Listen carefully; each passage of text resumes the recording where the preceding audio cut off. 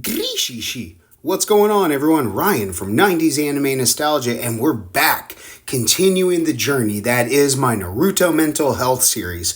And we have covered so much ground, so many ninjas been picked out and looked at, and today we're going to be looking at a legend.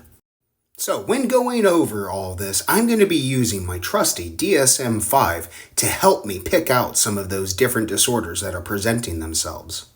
So going through the material, you're going to see that there are some common themes and patterns going on. Now, the biggest one is that everybody in the first, second, and third Great Ninja War has some variation of PTSD from low all the way to severe high. And so getting right into today, we're going to be looking at the legendary 3 Sannin. So over the course of the next 3 videos, we're going to be examining each one of the legendary Sannins, but today we're going to be starting with everybody's favorite pervy sage of Jiraiya himself. So right out of the gate, we're going to talk about Jiraiya and his moderate grade PTSD, because the legendary 3 Sannin acquired the title after a massive defeat by Hanzo of the Land of the Rain. So this gives Jiraiya a host of things, from the flashbacks to the avoidance to anxiety to vivid memories, but it also attaches his survivor's guilt.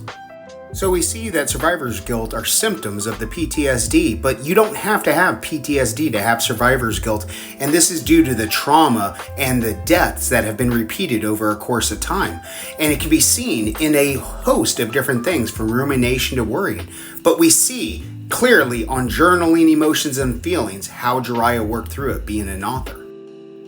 So now for the third and final disorder that we're going to be looking at with Jiraiya, we've already talked about his survivor's guilt and his PTSD from moderate grade.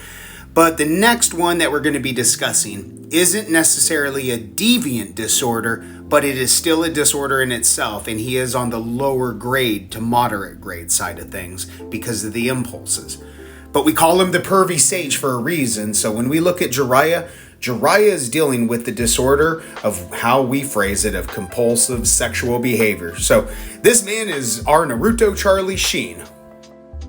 So yes, when we're looking at the disorder, it has everything to do with sex, but very little to do with sex. It has a lot to do with impulses and urges. And so Jiraiya has constantly been taking these risky behaviors and urges without actually stopping to pay attention to his thinking. So just like gambling and some eating disorders, basic one-on-one therapy might be able to work with Jiraiya.